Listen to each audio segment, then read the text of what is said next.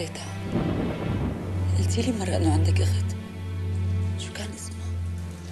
سميتك على اسم مريم. مريم يا عذرا.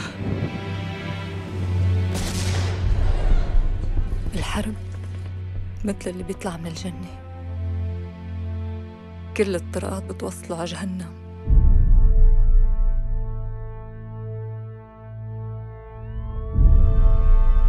أخبار الشام ما بتطمن أبدا، الناس ميتة من الجوع، عم تقتل بعضها مشان لقمة الأكل. كنا هربانين من العسكر العصملي، فرس علقت بالطين إذا ما طالعناها بتموت.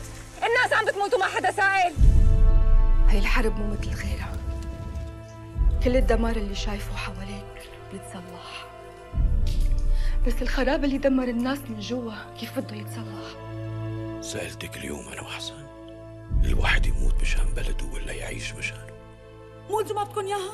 انا بدي اخذها معي على مسؤوليتي. مريم لا تفضحينا وتبهدلينا قدام الناس. مثل ما الحرب بتطلع أبشع شي جوا الناس، عند غيرهم بتطلع أحسن.